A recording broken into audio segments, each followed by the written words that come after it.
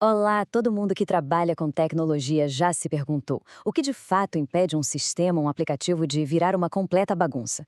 Bom, por trás de cada aplicação que a gente confia, existem regras. São quase como leis invisíveis que transformam o caos em ordem.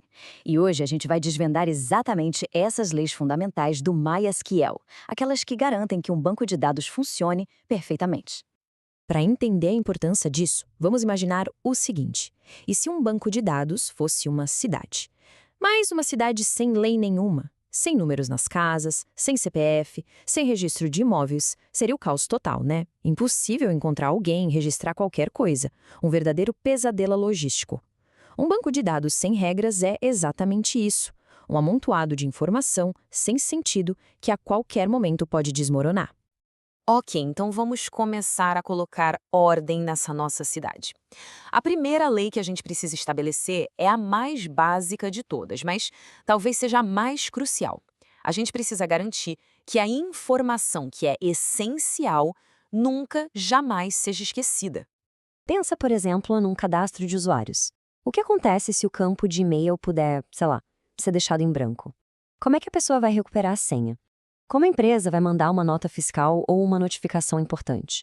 Deixar essa informação faltar não é um probleminha, é um problema sério que pode quebrar a lógica do sistema inteiro. E a solução para isso é elegantemente simples. A restrição not null. Essa é a nossa primeira lei.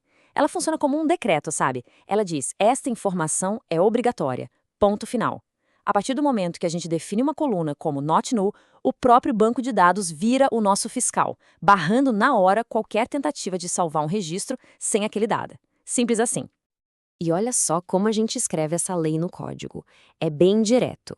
Na hora de criar a nossa tabela usuários, é só adicionar not null ali, do lado das colunas que a gente não pode abrir mão, como nome e e-mail. Pronto. A partir desse instante, o banco de dados vai rejeitar qualquer tentativa de criar um usuário sem nome ou sem e-mail. É uma mudança minúscula no código que cria uma base de confiança gigantesca nos nossos dados.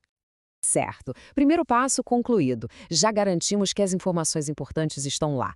Mas agora, a nossa cidade tem outro problema. Como é que a gente dá uma identidade única e confiável para cada cidadão? Ou melhor, para cada registro no nosso banco? Já pensou se a gente tivesse que escolher manualmente um número de ID para cada novo cliente que se cadastra? Seria um pesadelo. Será que o ID 125 já foi usado? E o 126? Pulei algum? A chance de duplicar um ID sem querer ou de criar buracos na sequência é enorme, e isso ia gerar um caos completo na identificação dos dados. A gente precisa de um sistema automático para isso. E esse sistema tem nome autoincremento. Pensa nele como serviço da prefeitura que atribui um número único e sequencial para cada casa nova que é construída na rua. Ele não pensa, ele só pega o último número usado, soma um e atribui ao novo registro. Simples, sem esforço, sem erro e perfeitamente organizado. E para implementar isso é surpreendentemente fácil. Olha o código. Ao criar a tabela cliente, basta a gente adicionar auto-increment na coluna ID. É só isso. A partir daí, o MySQL assume o controle. O primeiro cliente vai ser o ID 1, o segundo 2, o terceiro 3 e assim por diante para sempre. É a organização automática em sua melhor forma. Ok. Então o número é gerado sozinho. Perfeito. Mas o que dá a esse número o status de documento de identidade oficial dentro da nossa tabela? O que transforma ele no identificador principal, aquele que a gente sabe que não pode se repetir e que nunca pode ficar em branco? A resposta é a primary key, a famosa chave primária. Ela é, literalmente, a espinha dorsal da tabela. Quando a gente declara uma coluna como primary key, estamos dando uma ordem para o banco de dados. Este aqui é o identificador oficial. Cada valor nesta coluna tem que ser único e nenhum registro pode existir sem ele. Então, a gente precisa entender o seguinte: auto-increment e primary key nasceram para trabalhar juntos. Eles são a dupla imbatível. O auto-increment cuida de gerar o número sequencial de forma automática e segura, e a primary key pega esse número e o eleva ao status de identificador único e inviolável. Juntos, eles garantem que cada linha da nossa tabela tem uma identidade clara, única e super confiável. Muito bem. Nossos registros agora têm as informações obrigatórias e identidades únicas. Chegou a hora de ir para a parte mais poderosa de um banco de dados relacional: conectar as diferentes partes da nossa cidade de dados. Como a gente liga os clientes aos seus respectivos pedidos, ou os produtos aos seus fornecedores? Olha só para este cenário. De um lado, temos uma tabela de clientes com ID e nome. Do outro, uma tabela de pedidos. Na tabela de pedidos, a gente tem uma coluna ID cliente. Mas o que garante que o número que a gente colocar ali corresponde a um cliente que realmente existe? O que impede alguém de, por enquanto, registrar um pedido para um ID cliente que nem existe mais na tabela de clientes? A solução é construir uma ponte entre essas duas tabelas. E no mundo do SQL, essa ponte se chama Foreign Key, a chave estrangeira. Dá uma olhada nesse código. Essa linha aqui no final, Foreign Key ID Cliente References Clientes ID, ela cria uma conexão formal, oficial.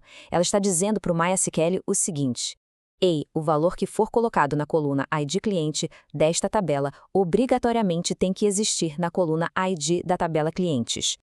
E as consequências de criar essa ponte são incríveis.